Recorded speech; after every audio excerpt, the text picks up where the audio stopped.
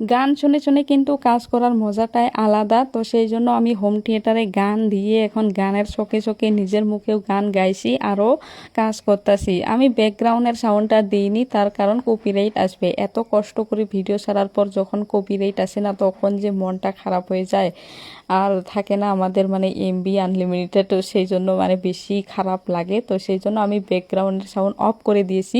তো hello everyone, welcome back to my new vlog video. আজ অনেক দিন পর চলে এলাম নতুন একটা ভ্লগ ভিডিও নিয়ে। অনেক দিন থেকে কিন্তু আমি ভ্লগ ভিডিও পোস্ট করি না, তো ভাবলাম যে আজকে যেহেতু ভিডিও করবই, তো ভ্লগের মাধ্যমেই করে নিই, যেটা আমি ইউটিউবেও পোস্ট করতে পারবো। তো এটা ভেবে মানে ভ্লগ ভিডিও করা।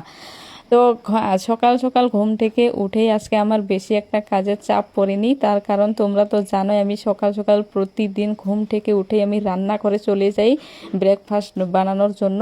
তো আজকে আমার সেটা দরকার পড়েনি, তার কারণ বৌদি বানাতে গেছে। আর আজকে যেহেতু মা বাড়িতে নেই, তো মার কাজগুলো আমাকেই করতে হবে। তো সেই জন্য মানে আমি ঘুম থেকে উঠেই টিট ব্রাশ করে প্রথমেই ঘর ঝাড়ু দিয়ে তারপর মানে ঘর মুছতে চলে এলাম। ঘর টর মোছা টোছা দেওয়ার পর আমাকে পুজো দিতে হবে আরও।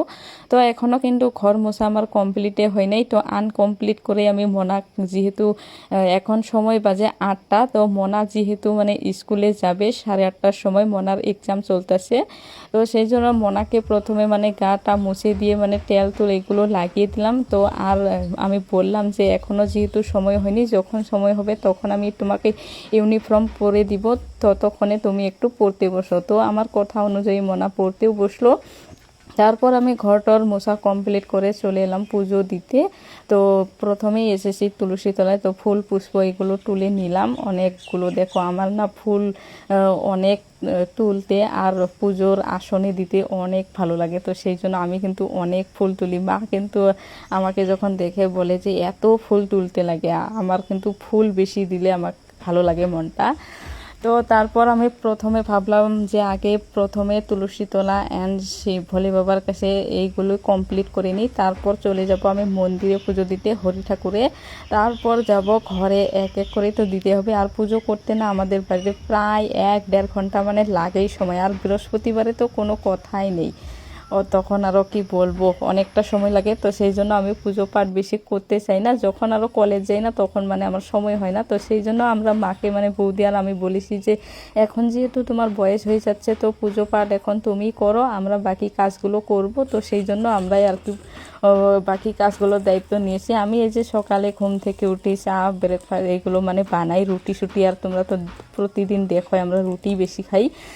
সকালবেলা না আমাদের অনেক কাজের চাপ থাকে। তো এইদিকে আমি চা বানাই, ওইদিকে বৌদি ভাত বানায়। তো তোমরা এখন বলবে এত সকালে কেন আমরা ভাত বানাই? তার কারণ বাবা দাদা দুজন যখন দোকানে চলে যায়, তখন কেউ দুপুরে মানে ভাত খেতে চলে আসে না বাড়িতে। তো সেই জন্য আমরা সকালেই মানে খেয়ে দিয়ে চলে যাই। আর দাদার যেহেতু দোকানটা অনেক দূরে, তো দাদা মানে নিয়েও যায় ভাত। তো সেই জন্য আমরা মানে সকালেই ভাতটা বানাই।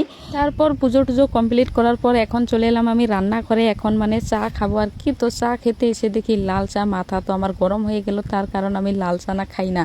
তো কি আর করা যাবে, আজকে বলে দুধ নেই, আর মানে দুধের প্যাকেটও নেই বাড়িতে। তো সেই জন্য লাল চাই বানিয়েছে। তারপর বানিয়েছে চিড়ে ভাজা। তো আমি তো চিড়ে ভাজা খাই না, তো সেই জন্য বিস্কুট দিয়েই কমপ্লিট করলাম চাটা। তারপর বৌদির কাছে এসে দেখি বৌদি মানে মাছ ভাজবে এখন। তো এইগুলো কিন্তু আমাদের জমির মাছ। তো জমিতে কুর বানিয়েছে না, সেই কুরে মানে কুরটা মানে সে আসবে। তো সেই মাছগুলোই এইগুলো হয়।